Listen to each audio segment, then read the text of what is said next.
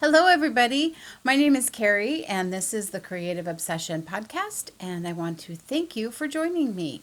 I come to you from just outside of Portland, Oregon. Today is Thursday, May 25th. I probably won't get this uploaded until tomorrow, Friday, but it's either the 25th or the 26th when you're seeing this. Thank you for joining me. If you are new, this is a podcast that I talk about quilting, knitting, crocheting, creativity, craftiness, just about anything. And if you're returning, thank you so much for returning and subscribing. Don't forget to subscribe if you haven't yet, to just be notified when new videos come up. I try and record every couple of weeks. And yeah, so that's that.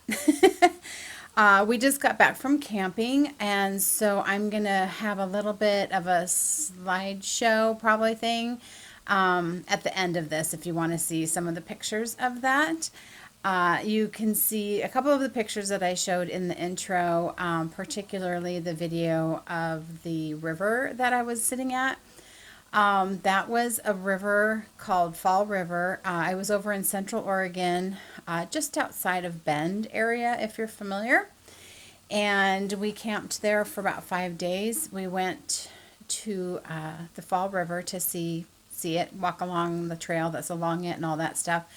And it was just one of those moments when you get there and you just feel everything relax.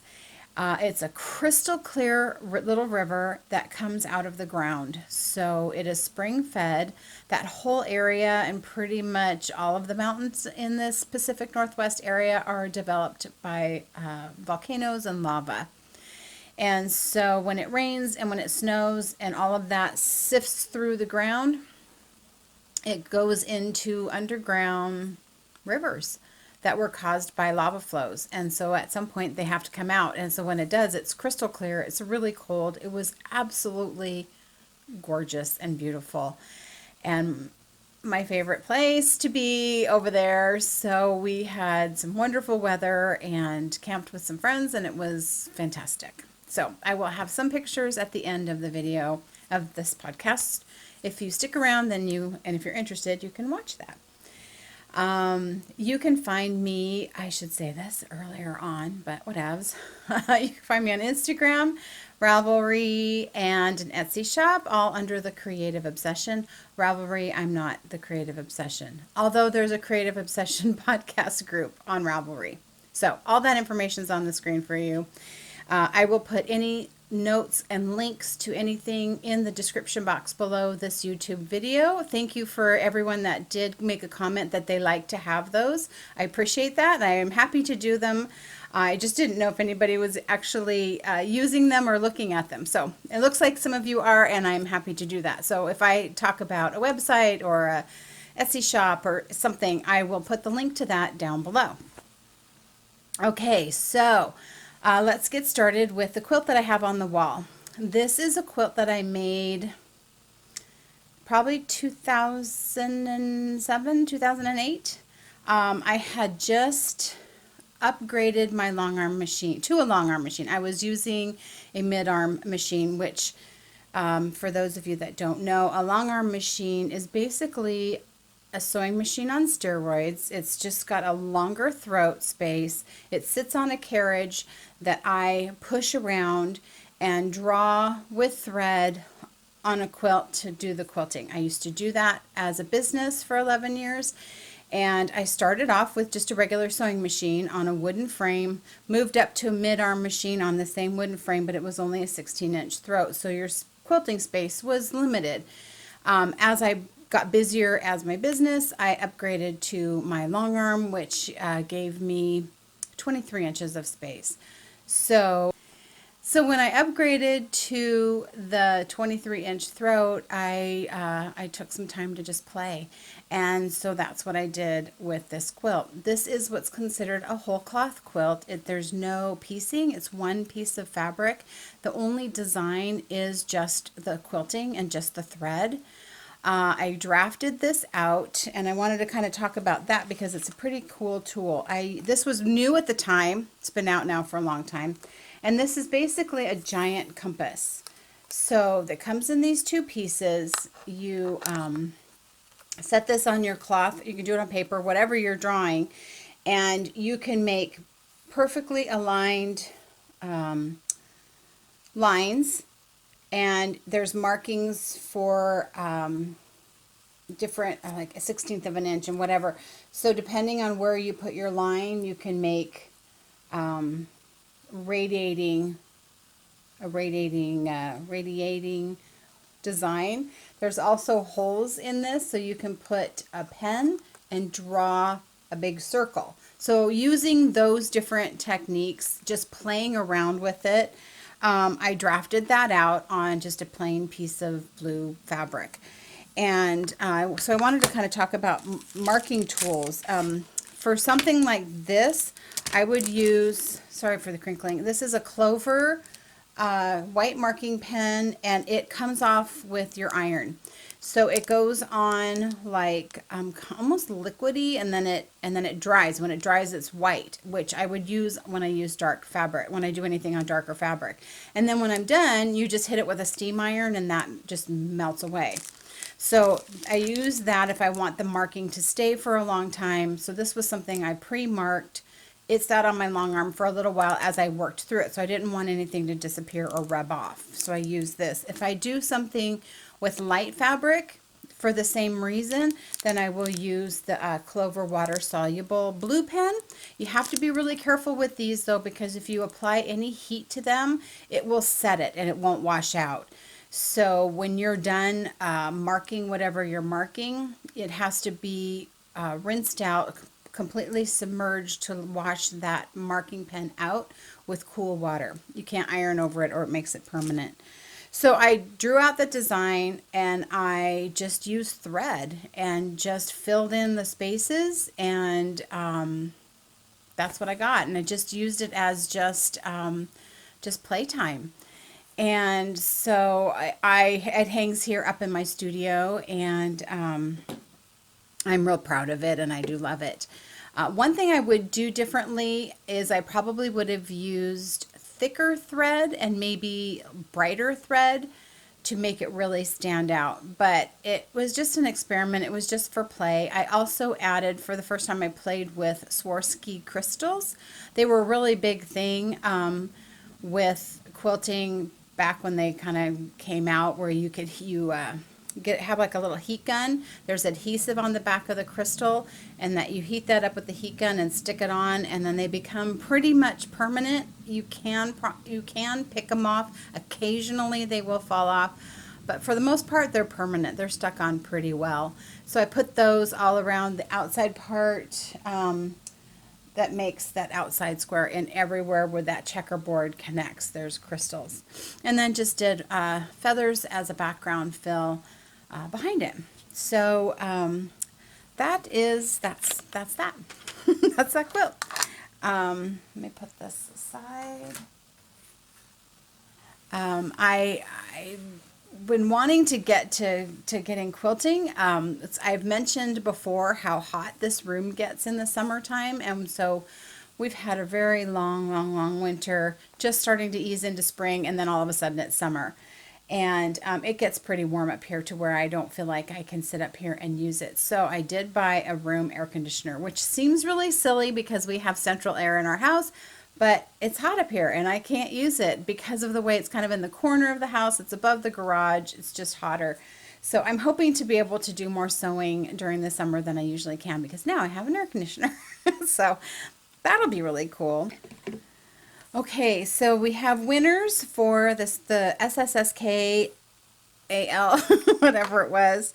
The knit along was for knitting a lightweight shawl, one skein, a fingering weight yarn. Didn't finish mine. I know it's probably not a big surprise, but I didn't, because I was really pushing to get my crocheted blanket done, which I will show you in a little bit. So this is the progress of mine. I am using a sock blank, so it is a little bit squished together.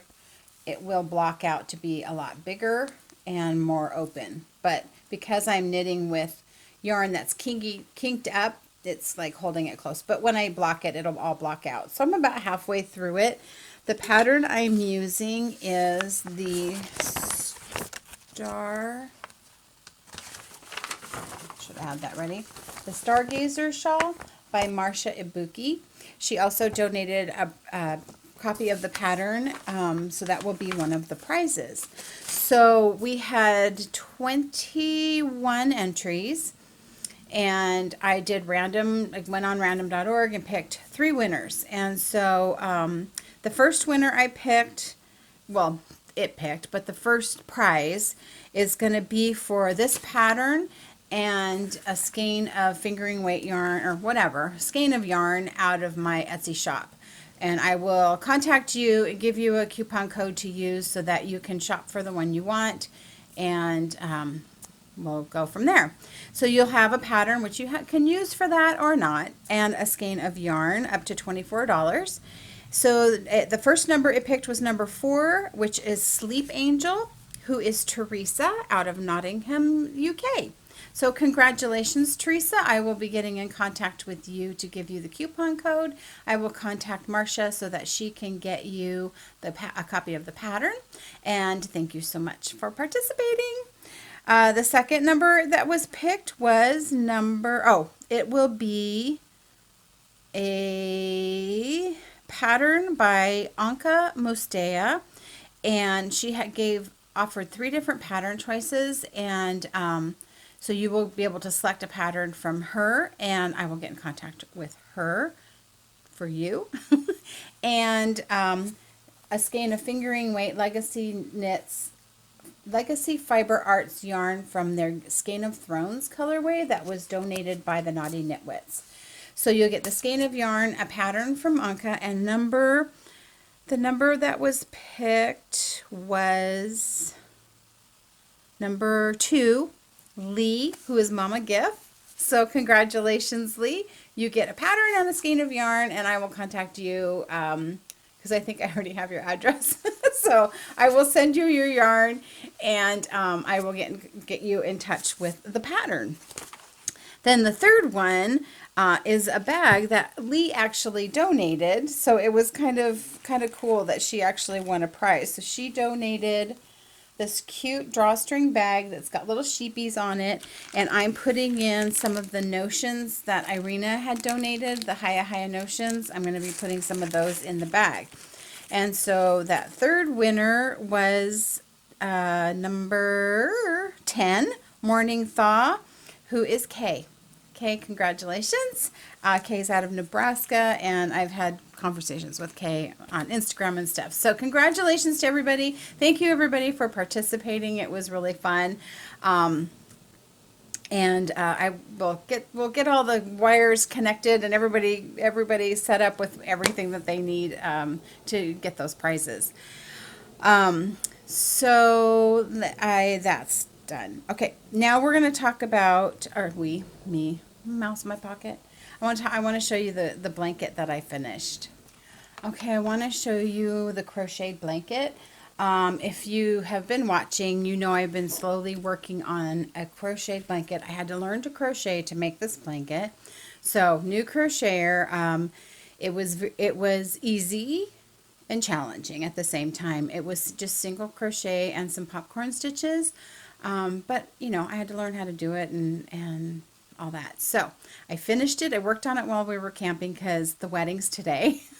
We're going to go to the wedding tonight. So I really needed to finish it. So I finished it all up while we were camping, came home and I washed it and dried it, let it dry like most of the way, and then just laid it flat so I could kind of make sure it was squared up. And it's made out of acrylic. I used Knit Picks Brava worsted, which is 100% acrylic. I know you can't really block acrylic, but I did what I could. It's pretty straight for the most part. I was surprised at how heavy this blanket is once it all got put together. So I have to get up to show you.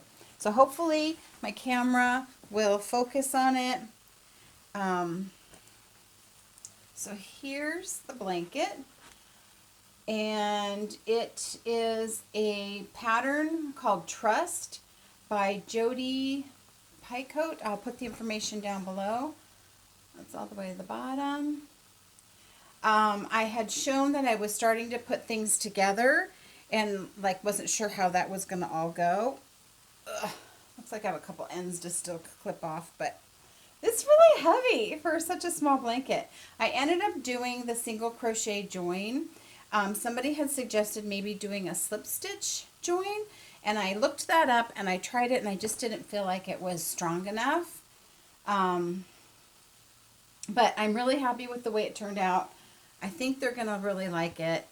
It's really nice and soft. It's not as big as I would have made if I made a quilt, because I like to make quilts pretty long so you can really snuggle up underneath them. But it's going to be fine. I had talked about maybe, I got fuzz in my mouth. talked about maybe making it bigger by adding some blocks, but really by the time I got done putting, kind of sewing it all together, basically, I was so done. I just wanted to just be done. I've been working on it. I looked up the receipt. I bought the yarn in January, so I've been working on it for 5 months. I did put it down for a little while because I was working on some other stuff and then really got into working on it, which I enjoyed thoroughly, but I was just really done. And it was going to take me too long to make those blocks and then hope that all fit. And I thought, you know what, just be done. So it's done. It's ready to just be packaged up, and I got to wrap it, and we'll go to the wedding tonight, and fingers crossed they like it. I won't know if they do or not. I can only assume they will, but it was fun to make. I won't be making one right away because I just need a break from it. I can see where I just need to snip a couple of the ends that were woven in once it got washed. But other than that, it's ready to go. So very, very pleased with how that turned out. I liked having a crochet project along with my knitting, just because sometimes it just needed to do something different. Yeah, so it was really fun. I'll make another one. I showed my friend who I was camping with, and she said, oh, well, when my daughter gets married, be prepared to make another one. Well, we'll see. So I do have some yarn left over. I used all of this dark blue. I have several skeins of this color and a skein or two of the white and of the cream. Not much, but mostly this. And I thought, if somebody has a baby boy, I have enough yardage, I think, to make like a baby blanket, crochet baby blanket. So, yeah, I'm sure I'll use it. Nice yarn to work with. It was the Knit Picks Brava worsted. It's really nice and soft, and it should wear just fine because now they can just machine wash it and dry it, do whatever they want, and it'll last forever. Because I know we still have, I don't personally have, but I think my sister does, and I know my mom does, still have blankets that both my grandma and my mom crocheted out of like Red Heart that are still in perfect condition. So that acrylic yarn, it's got a long life. It lasts a long time. Another thing I worked on and finished while I was camping is I finished my socks. So this is yarn called Kelpie. The colorway is Kelpie, and it's by Yarn Cafe Creations. This is just my vanilla recipe, pattern, whatever, which is 64 stitches on 2.25 needles. Just a, what do you call it? Heel, flap and gusset, and Kitchener the toe. So top down. I didn't start any new socks. I had yarn with me that was all caked up and ready to start new socks. But these are my April socks, and I'm finishing them the end of May. So I'm going to not put on some new socks, and I will start again in June with some new socks. And I may do I don't know if I'll do a pattern. I just don't have luck with patterns, but we'll see. So those were my finished objects, and something that I picked up as a work in progress is my Find Your Fade shawl.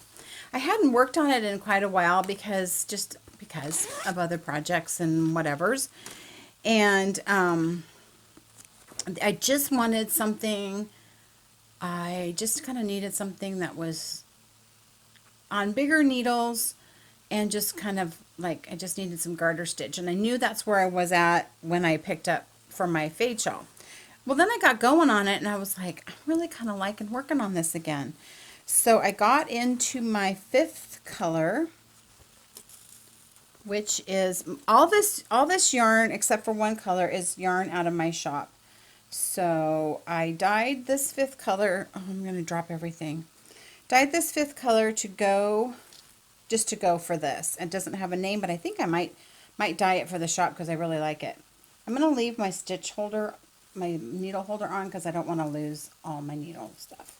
So let me turn it around. Sorry. This gets so tangled. Okay. Last time I showed it, I stopped flipping it around so you can see it. Last time I showed it, I was here. So I have gone all the way through that color. This color here is a Madeline Tosh. Do I have the name? I do. The name is Indicida, whatever that is. Oh, Malabrigo. Sorry, it's not Madeline Tosh, it's Malabrigo. But it went with my color palette because I was changing my color palette as I went along. So, started off as a refresher with that raspberry color and then slowly worked my way to getting a darker and adding more blues. And now I'm adding more purple, which this fade from in here is like perfect. It was a perfect fade. But, you know, I'm getting into the purple and I'm loving working on it because that's my favorite color and I like working on it. So I'm getting pretty close to doing the next lace panel. I don't know where I'm at exactly. And then once that's done, I have a darker purple that I'm going to put onto it. I'm going to see how big it is at that point. I may not add the 7th color if it seems like it's plenty big enough. Just for wearability. So this was really nice to work on. I actually was able to work on this when we were driving. Because of the fact it's on bigger needles, I'm finding that working on socks when we're driving is hard because we're driving in a truck, so it's not like super smooth. And pulling the trailer with the weight, things just sit there and bounce. But when you're trying to get in the hole with a tiny needle, it's like I miss stitches. It's frustrating. But this is, what are you knitting them on? 4s or 5s or something? I think at 4s. So it's a little bit bigger. I find that if I'm working on something that's a little on a bigger needle, I can do that while I'm driving. And being that I was mostly in the garter stitch, I could do it pretty much without looking or only having to look down every once in a while. So my fade is back out of the closet. I'm going to try and not cast anything new on. I'm really wanting to make the bendy arrow, which I've had in my queue since she came out with it. And now everybody's making it. And so now I want to make it. And I'm not going to right now. I'll wait like I usually do. And then I'm just late to the party. I'm always late to the party. So anyway, here's my fade. And I love it. It'll be good. It'll be really good. So that's been fun to work on. And that's another reason why I didn't get going on that other shawl, because I just was really enjoying that. And I thought, you know what? Just work with what you're enjoying, and that's what it's about.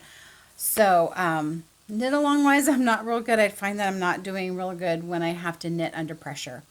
It's not as enjoyable to me. I haven't picked up my sweater because I'm trying to finish some things. I felt like I've had too many whips. So I'm trying to finish some things before I do more on my sweater. So there will be progress on it though. I have to just figure out where I am now, because that was the whole thing where my counter kind of got lost when I switched phones. So I wanted to go into something that's non-knitting related that you will see some pictures of. Well, I'll just put pictures in when I talk about it. And then it's about Love Rocks. So Love Rocks is basically, you take rocks, you can put on a cloth, a heart made out of cloth, and that's what primarily they're done with. And then you just use Mod Podge and decoupage it on. The idea is to just leave these rocks somewhere in your travels, have them be small enough you can throw a couple in your pocket, and leave them around for people to find and just find love. This organization got started back in, I wrote this all down, back in, because of something that happened in October of 2013. There were a couple of little girls who were playing in a pile of leaves outside the front of their house, and a car came around the corner and ran them over and killed both of these little girls. So the parents, who are pretty amazing, over time decided to, and not too long after their death, decided to try and focus on love in all their grief, and so they started Love Rocks. You can go to loverocks.org. And so I made up a bunch of rocks, and what I did, because the last time I tried to do this, and I did it with the decoupage, because I'm leaving them in campgrounds, which are kind of like, they're damper, they're out in the weather where they're getting raining, the Mod Podge got gooey. So what I did is I painted red hearts. I just did red because I just got one color out, and I painted a heart on the rocks and then just sprayed them with clear to keep it. And then on the back side, I just write, this is with like a silver paint pen, Love Rocks /FB for Facebook, because they have a Facebook page, and people will post on there that they found one or whatever. So I armed myself with a bunch of Love Rocks, and I threw some in my pocket when we'd go out on a hike or go wherever, and I would just stick them in different places. And we had gone to that river that I was telling you about, and I had left one by a tree. And when we went back a few days later to bring our friends there, it was gone. And so I was happy that somebody picked it up and took it. And so I noticed a couple of them that I'd left just on top of a fence post by the campground garbage. And I left one out on the little fence outside of the little pit toilet when we were out and about, and just left one in the cave that we went into, and just so they're a little bit of love that someone will find along their travels. And it was really fun to just be looking for little places where I could leave them. If you want more information about it, go to loverocks.org, go to Love Rocks on Facebook, or they have lovedrenchedlife.com. I will put the link to all of that in the description box below. So that was really fun. It was really fun to do that. I am going to now show you some new yarns that I got. One was a purchase and one was a lovely gift. So I will show that now. I saw this colorway on, I think it was Christy's podcast, Relatively Crafty, and she showed it, and I was like, oh, let me go look at that. Pretty sure it was her. I don't know how I found it exactly, but the company is Northern Pine Yarn Company, and they're out of Canada, somewhere in Canada. And I saw this colorway, and I don't know, it's one of those things you just fall in love with. And I put it in my cart, and I'm like, no, you're a yarn dyer. Come on, you don't need to buy yarn. And I kept going back to it. I just thought it was so pretty. This colorway is Fairy Lake. This is an 80/20 superwash merino nylon, 115 grams, 420 yards, and it's just beautiful. So I don't know what I'm going to make with it. I will make something pretty. I might do it as a 2-color and do something with one of my yarns, because I've got colors that would go with this, but super pretty. Love it, love it, love it, love it. When we got home from camping, my mailbox was full because I didn't have anybody picking up the mail. And I got a lovely package from somebody with a sweet card. Rosemary, who is a viewer of the podcast. Thank you, Rosemary. I'm super touched that you sent this just because. And she said, do what you want. I'm keeping it. I should have unwrapped it. Sorry. Let me go away from the mic. Okay. That's too crinkly. But she sent me from the Cozy Knitter one of her skeins called His and Hers. So Cozy Knitter does self-striping yarn. She's also out of Canada, and then she includes a mini for heels, cuffs, and toes. So yeah, this is going to be a fun pair of socks. I don't know when, because I kind of have plans for what I want to do for June already, but Thank you, Rosemary. I really appreciate it. I really appreciated what you put in your card. I read it all and took it all to heart, and thank you. So that was really sweet. Next month is June, and that is coming up like in a week is June 1st. So last year I did a Chemo cap knit along, crochet along for the month of June for my birthday. So for my birthday month of June, I am going to run it again this year. It was a lot of fun to do it last year, and I think it's a good thing. So what the Chemo Cap Cal is you can knit or crochet hats that you donate to some cancer center or some organization that distributes caps for people that are going through chemo. And during this summer, they do like to have things made out of cotton. You don't have to make it out of cotton, but that's what they need in the summertime. And I think people tend to not make as many hats in the summertime. So that's kind of another reason why I wanted to have the knit along, crochet along, because to try and get more hats to these centers and to hospitals in the summertime. So I will open a thread as of June 1st where you can share pattern ideas, you can share yarns you're using, just support and chitter chatter with everybody. And then I'll have an FO thread. So your finished object thread will be any hat that you do finish if you can post it. If there's a center or something that you want to mention that you're going to donate it to, that's fantastic because somebody else might benefit from that. I closed it last year at the end of June, but I am going to be on vacation. So I don't get back from vacation until July something. We're going to be going to Yellowstone for a couple of weeks. And so I'm going to let this run until I get back. So this will be about a 6-week knit along, crochet along. Because I won't be around to finish it off. I am going to figure out what prizes we're going to do. I will come up with something if you would like to donate a prize, whether it's a pattern or yarn or bags, whatever it is. If you are a maker or a business owner and you want to donate something, I really appreciate it because it gets to be a bit much for me to supply it all. So this last time I had some fantastic donations and I appreciate it, and it really does help. I'll maybe make a little video next week to just remind you of when it starts, but start looking for patterns, start figuring out what you want to do. Look online for chemo caps. I mean, Ravelry has got a ton of patterns that are free.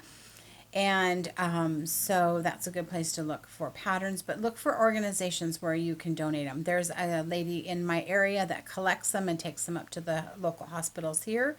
I know Denise up near the Seattle area has a center near her where she's actually gone in and donated them.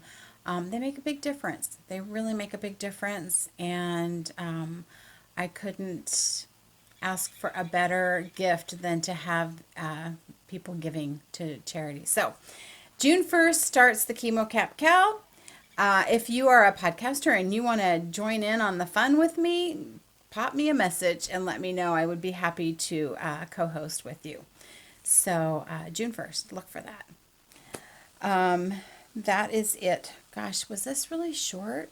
I think it feels really short, which is fine. I got to get ready to go to a wedding. I got to wrap this gift and everything. So I got to get this up, edited and all that, and then get it uploaded. So I'm going to show a few things that are going to be new in the shop. If you're not interested in that, then you can skip over it and see the camping video. Or if you're not interested in that and maybe you've already hit the road. So anyway, we're going to go into shop stuff. I've just been trying to add colorways that have sold out, just trying to keep those stocked up. Nothing really new to that, but I did do some sock blanks yesterday. And on Saturday, I'm going to have Michelle and Leslie from the Knotty Knitwits, and then our friend Lori, and they're all going to come over here, and they're going to dye sock blanks. But I did some dyeing of sock blanks yesterday, which these will go in the shop. My sock blanks are one of a kind. I don't duplicate them. They're my chance to just play with color and just kind of play. So this one's got some navy blue with pink and a little bit of green. There's that one. I tried a couple of different techniques. So this is teal and purple and blue and pink and all that. This one is more of a, whoa, orange and coral and kind of a blue-gray, speckly spotted soft blank. And then this one is very purple and pink and super gorgeous, if I do say so myself, because it's purple. But yeah, it's a pretty one. So those are going to go new in the shop. I got to pick this up. I can't stand it when things are on the floor. So yeah, now I will go into, this is kind of the end of the podcast. I will put in the video, slideshow, whatever, of our trip. One of the things that we did was we went through Lava River Cave, which is it goes back, they let you go back about a mile into this cave. And it was formed when there was lava flow and the outside cooled faster than the inside. So it hardened on the outside. Lava was still flowing through and it made a tunnel, made a tube. And you end up about 50 feet underground, because at one point they say the highway's right over you and you're like 50 feet under it. There was still some ice in there and it stays chilly. And you just go in with flashlights. I had my headlamp at first and it just wasn't bright enough. And so we ended up using flashlights. So we hiked back as far as they want you to hike back. Jim and I hiked back further. The last time we did that several years ago, went until it just actually, like, it filled up with sand and you couldn't go any further. So they have you go about a mile back, which is just really cool, because sometimes you're ducking and you're crawling through, and then sometimes the ceiling's like 20 feet high. It's just huge. So just really neat to go through it and just see the different things that are in there. So that's what that is. Of course, it's at night. It's pitch black. Like if you didn't have the flashlights, it's pitch black. So it's hard to take photographs in there, but I did my best. So that was part of it. And then just kind of walking around doing stuff. Just doing camping stuff. So thank you for joining me on this little short version of the podcast. And I will see you in a couple of weeks. Spread love and take care of yourself. Take care of others. Big hugs.